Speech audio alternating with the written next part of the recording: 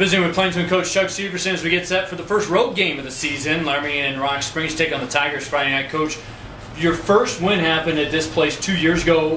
What do you think back 2 years later now?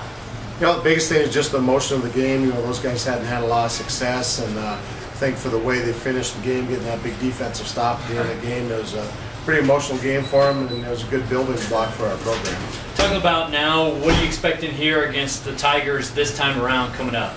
Kind of the same as last year. They're going to be a physical running team, running the double tight, double wing type offense again. Real basic, I think, defensively with a 4-2 cover 3. Should give us a lot of opportunities to throw the ball and do some things offensively. Is that hard to do against that double wing offense, even though it is a little modified? It is, because it's hard to simulate in practice, and you don't really get the look all the time that you want to get, so we really had to train our scout team this week on how to run it correctly. And obviously they're going to be a lot more physical running it just because they're used to running it, so once they kind of settle into that physicality of it, I think they'll be okay. How important is this game, because it's not against one of the big four, it's against one of those other teams where you got to get as many wins against a group, teams in that group as possible?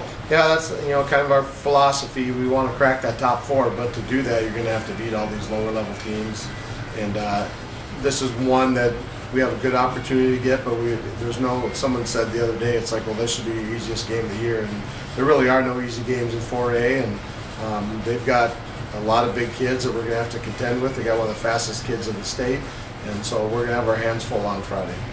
Plainsmen and the Tigers in Rock Springs, 7 o'clock kickoff. You can listen to it on KOWB. Coverage starts at 5:30.